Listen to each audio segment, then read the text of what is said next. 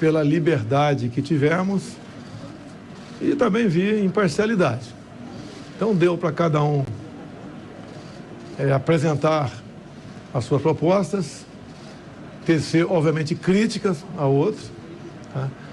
E recordar a memória de muita gente e fazer lembrar o jovem que não viveu 2003, 2016, o que foi o governo Lula e Dilma.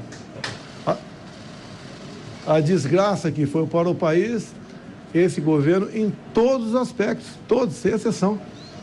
Principalmente a questão econômica, quando acabamos 2015, 2016, com o Brasil numa recessão, com a destruição de 3 milhões de empregos, sem pandemia, sem guerra, apenas corrupção. Deu para chamar a responsabilidade do outro candidato, que parece que ele está sofrendo de amnésia. O que foi a corrupção no seu governo?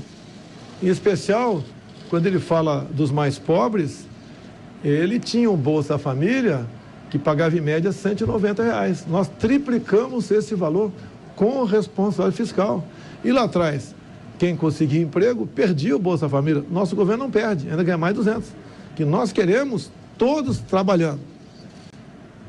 Além das questões econômicas, reduzimos o preço dos combustíveis, sem canetaço, com a ajuda do parlamento. Estamos no 3º mês com deflação. Os números da economia são sempre revistos, semana a semana, para cima. O Brasil está bem no mundo todo com a sua política externa. Já visto o que aconteceu comigo e a Rússia, trazendo fertilizantes para cá. E temos hoje negócio com 190 países ao redor do mundo. Estamos tendo recorde de entrada de dólares aqui para investimento. O país, o Brasil, é um porto seguro. Há uma confiança no seu governo, por mais que alguns queiram falar o contrário. A verdade está aí. E quando se fala em números, a gente não tem que contestar. Tem coisa errada ainda? Tem. Né? Vamos aperfeiçoando.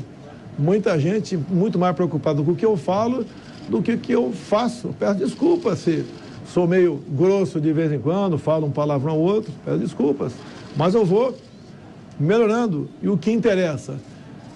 Que mesmo a gente passando por uma pandemia, muita gente perdendo a vida, uma crise de falta d'água enorme. O ano passado, uma guerra esse ano, estamos indo muito bem.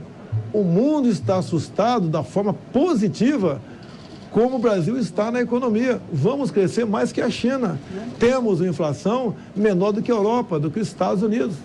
E se compararmos aqui com outros países da América do Sul, que têm uma ideologia exatamente igual ao do Lula, isso com toda certeza faz com que os indecisos voltem para o nosso lado. E quem votou sem convicção para o lado de lá, reflita e venha para o nosso lado. Presidente. Esse é o balanço que eu faço aí do debate. Presidente, por gentileza, presidente aqui no microfone, por gentileza. Presidente, à sua esquerda aqui, Rodrigo Viga, por favor, presidente. Tem uma ordem aqui, eu estou no meio do bolo aqui à sua esquerda. Rodrigo Viga, bom dia, boa noite já, né? Presidente, por gentileza, o senhor acha que... Como é que o senhor avalia o seu desempenho no debate? O senhor acha que venceu esse debate? Se poderia detalhar um pouco mais essa proposta nova que o senhor trouxe com relação ao salário mínimo de R$ 1.400, porque de onde vem a fonte de receita para bancar esse salário de R$ 1.400, por favor? De onde veio o dinheiro para o auxílio emergencial lá em 2020? O Auxílio Brasil também, de 400, depois 600. É um governo que não rouba. Olha as estatais. Davam prejuízo, agora dão lucro. Qual a corrupção no meu governo? Não tem. Tem acusações vagas, levianas. Então o dinheiro vem daí. Logicamente, eu dou a receita, o Paulo Guedes faz o bolo. E o 1.400 é uma realidade. Até para mostrar que, depois de termos arrumado a casa, sobra dinheiro para a gente implementar outras políticas. O cozinheiro é o Paulo Guedes. Eu apenas dei a receita para ele.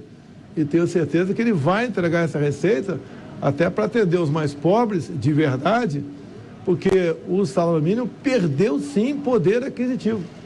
Que pese os produtos da cesta básica terem diminuído, em torno de 10%, A inflação, durante aquela nefasta política errada do fica em casa, a economia a gente vê depois, aumentou a inflação. A guerra lá fora também fez aumentar o preço dos produtos. E aí no bolo, cesta básica. Mas estamos indo muito bem. Temos recorde de carteira assinada no Brasil. A informalidade já voltou à sua normalidade. Quando você fala em projeção de PIB, é bens e serviços. É sinal que o povo está trabalhando, está produzindo. Esse é o recado da nossa economia. Paulo Guedes está feliz com a sua política econômica e a população cada vez mais vai entendendo que nós passamos por uma pandemia. O outro lado nunca fala isso. Fala como se nós tivéssemos pego o país numa normalidade e tocado o barco. Quase o Brasil foi a pico. Você deve ser argentina, por acaso, presidente? Presidente, Chileno. só uma questão para a comunidade internacional, Presidente. Pessoal, por favor, vamos seguir a ordem aqui estabelecida.